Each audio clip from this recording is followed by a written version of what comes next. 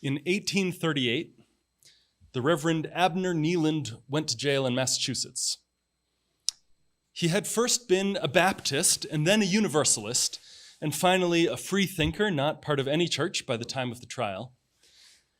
Kneeland believed in radical notions for the time, like people having rights, women owning property or being allowed to divorce their husbands, racial equality, the right to interracial marriage. But while those notions may have deeply bothered the judge, that wasn't what he went to jail for. In 1838, Abner Kneeland was the last person in the United States to go to jail for the crime of blasphemy. At the time, the law in Massachusetts stated, whoever willfully blasphemes the holy name of God by denying, cursing, or contumeliously reproaching God, his creation, government, or final judging of the world, shall be punished by imprisonment in jail of not more than 1 year or by a fine of not more than $300. The Massachusetts state constitution guaranteed religious freedom, and the state also had a law against blasphemy, and the judge reasoned that because so many of the state legislators who had voted to adopt the blasphemy law were the same people who had voted for the state constitution shortly beforehand, that the guarantee of religious freedom should not be interpreted to stop anti-blasphemy laws. And while state laws like this, they were all over the place, up and down the colonies, were enforced with less and less frequency, they persisted into the 20th century, though no one else went to jail. It took until 1972 for a similar law in Maryland to be overturned. That is to say, at so many points, and you know this already probably, the First Amendment's guarantee of religious freedom was interpreted to be the freedom to be any sort of Christian that you wanted to be. Well, the Reverend Abner Kneeland served his 60 days of imprisonment and moved to Iowa to found a utopian community and died 6 years later at the age of 70. But instead of remembering him as the person most recently jailed for blasphemy, I want to remember him instead as one of the first vocal religious naturalists. He wrote this. He said, "I believe that the whole universe is nature," all capital letters. The whole universe is nature, and that the word nature embraces the whole universe. And so far as we can attach any rational idea to either, these are perfectly synonymous terms. Hence, he writes, hence I believe that God is in all, and that it is in God we live and move and have our being. And he does not mean that metaphorically, he means literally. In God, all of this is God. In other words, there's nothing supernatural in the universe. There's just nature, all of this stuff, the world. And when we speak of God, that to him is a synonym for nature, not meaning like wilderness and forest nature, but everything that is, the world itself, everything is holy with no separation between the sacred and the profane. Mundane is life-changing.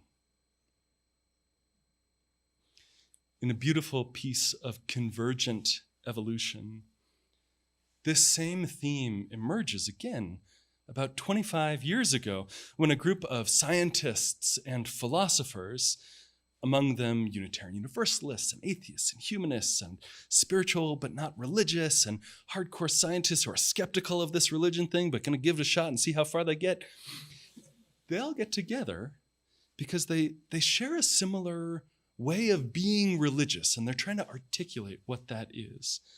They're trying to come up with their set of principles for their theological orientation to the world. As Unitarian Universalists, we have shared values. The 7 principles are one way of articulating them. shared values, but different theologies behind those values. So we all share, for example, this trust, this belief in the inherent worth and dignity of each person. But you may have arrived at that place in a very different way than the person sitting next to you in this room right now arrived at that. For some people in this room, there might be a belief that because each of us is made in the image of God, we are deserving of inherent worth and dignity.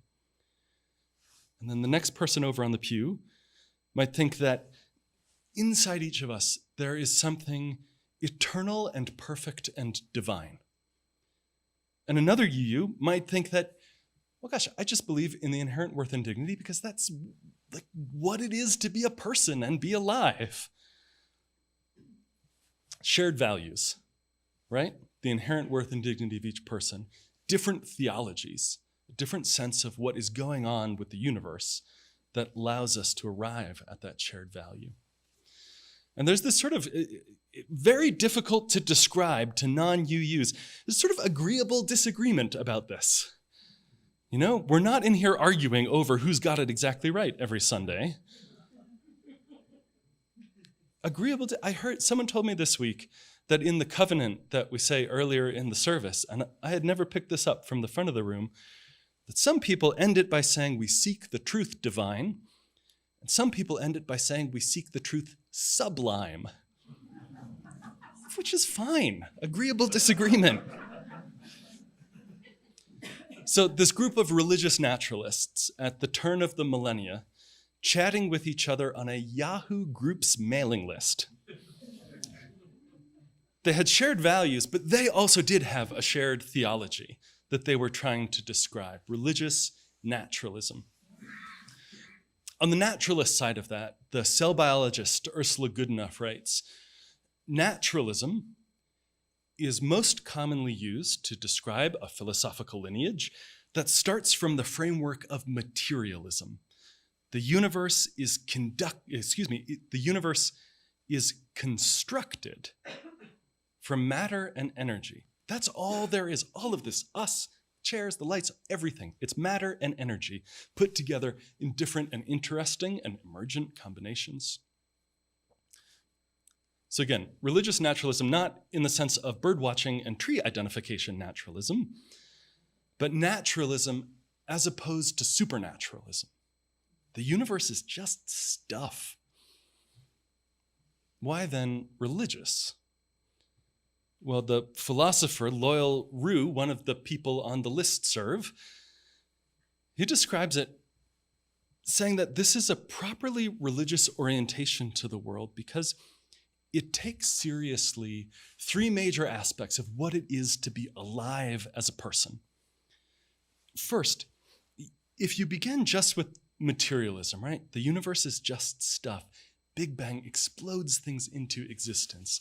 The early wave of stars collapse, supernova, again, on and on, all the way to planetary formation. And this epic of evolution that starts with stuff and continues on into these emergent forms, us among them. He says that story, the response to it, is an interpretive sphere. It is a space for meaning making. It is a story that allows us to begin to wonder at questions like, why is there anything at all rather than nothing? Does the universe have plan or purpose? How do we think about what do we do with death? There's this interpretive aspect. Second, he says in that same story, material, nonetheless, there is a spiritual sphere which describes inward responses to that narrative, to the fact of our existence. Responses like gratitude and awe and humility and reverence. Responses that for some are best accessed in community with others.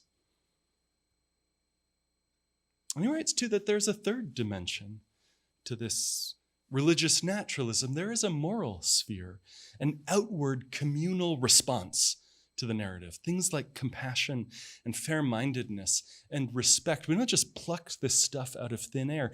If we take seriously He says, if we take seriously just the plain fact of materialism of the universe, of our emergence out of that with nothing supernatural, nonetheless we arrive at that, not in a place of meaninglessness, but a place of meaning-making and deep moral commitment. In this way of believing, there is no traditional God who's all-powerful and all-knowing and all-good. There's no deity who dictates scripture and occasionally suspends the laws of nature. And for some religious naturalists, that's it. And for others, they hold a belief much more like Abner Neeland did, that God and nature are perfect synonyms for one another. And they use that language, that God language, not meaning a guy with a beard, but meaning nature in all capital letters. The physicist Chet Ramo talks about human knowledge as an island in the middle of this vast ocean of mystery. And as human knowledge grows larger, the ocean doesn't get smaller. In fact, what grows is the coastline where our understanding runs up against mystery. And for some religious naturalists, that ocean of mystery is holy or divine or synonymous with God. And for others, it's just the ocean of mystery. You don't need more labels for that thing.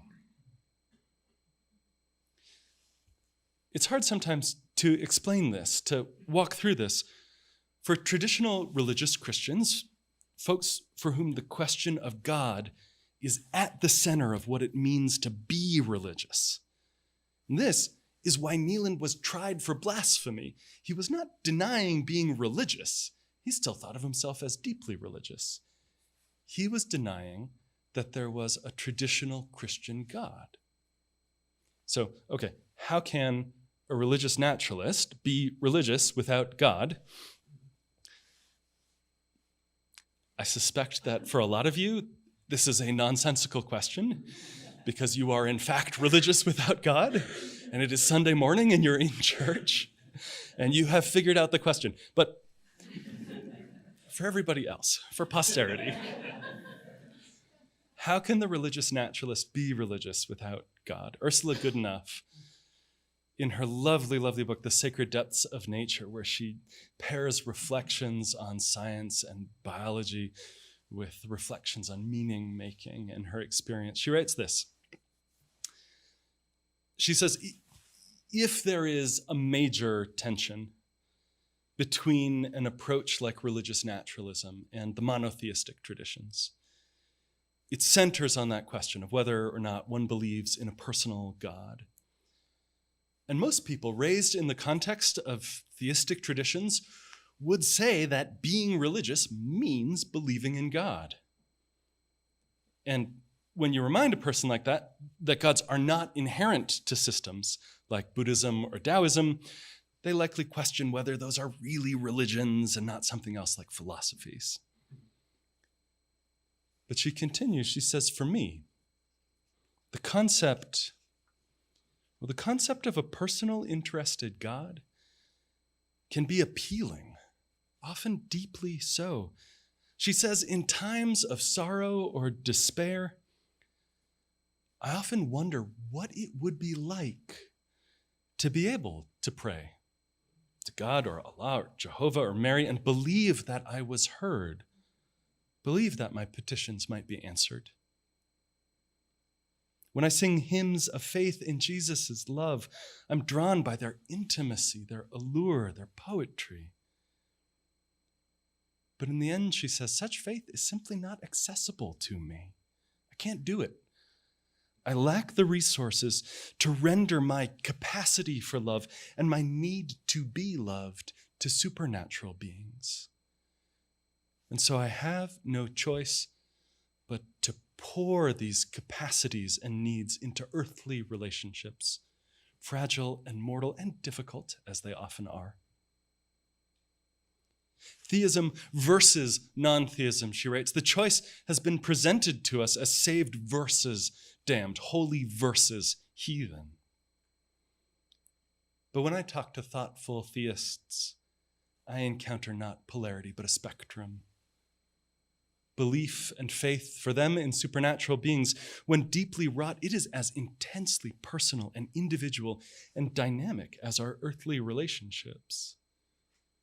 They add another dimension, another opportunity for relationship, to be sure. But those of us incapable of embracing that dimension remain flooded with opportunities to open ourselves to human relationships, and hence to fill our lives with the religious experience of love. Perhaps you have been a religious naturalist without knowing it, without knowing the label anyway. And I say all of this, of course, not to pull back the curtain and finally reveal this is the one true theology. No, agreeable disagreement. That's what we're here doing. But I share it in case you have been this and not known the label. With love at the center, attended by curiosity and compassion and awe, flanked by reverence and humility, shaping a life committed to making all those abstractions, those values real in how you live in the world, how you treat others, how you pay attention and move gently in this life.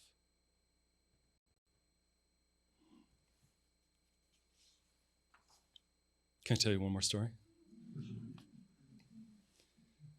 My wife, Reverend Terry, preached here last week, and she came home and she said, man, you really know what's going on in the room. Like they tell you what's happening. I appreciate that. It's good to be here together. All right, I'm going to tell you one more story. In the book of Exodus, Moses, raised in privilege, kills an Egyptian overseer of slaves and flees into the wilderness, finding a new life as a shepherd. And one day, out there in the wilderness, like any other day, grazing his flocks, he sees a bush which is burning but not consumed by fire. And approaching it, a voice speaks from, I'm gesturing to the chalice, a voice speaks from the flame, telling him he stands on holy ground and commissioning him to bring his people out from enslavement in Egypt. Now, in the millennia between then and now, a burning bush moment has come to mean something so utterly unambiguous and compelling that you have to change your whole life, set out in an entirely new direction in answer to this perfectly clear command from a higher power. You may not be surprised that I lean towards a different interpretation. A different thread of interpretation about that moment on an ordinary and unremarkable day, on ordinary and unremarkable ground.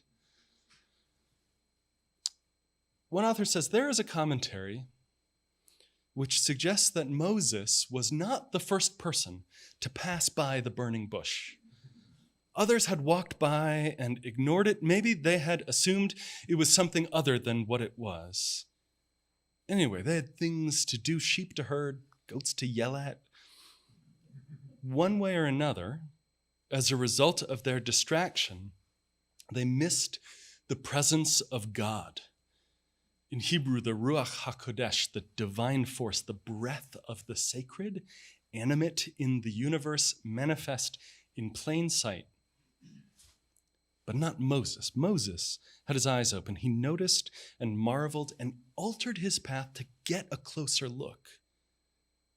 And in this way, Moses took the first step towards his relationship with the sacred, because as the text tells us, it wasn't until he had turned aside to look closely, that the divine in plain sight called out to him. Now, the literal meaning of miracles and voice never made sense to me. I can't suspend my disbelief at the impossibility of the physics, but if God and nature are perfectly synonymous, the story shifts and the meaning shifts. Because I do know what it is to pay attention and to see something beautiful, holy, in an unremarkable place, in an unremarkable moment. I know what it is to pay attention. A friend told me this. She said, it actually takes a long time to watch a bush burn enough to notice that it is on fire and not being consumed. You know, if you've sat around a campfire watching the logs go, it's not like, well, a quick glance assures you the bush is not being consumed.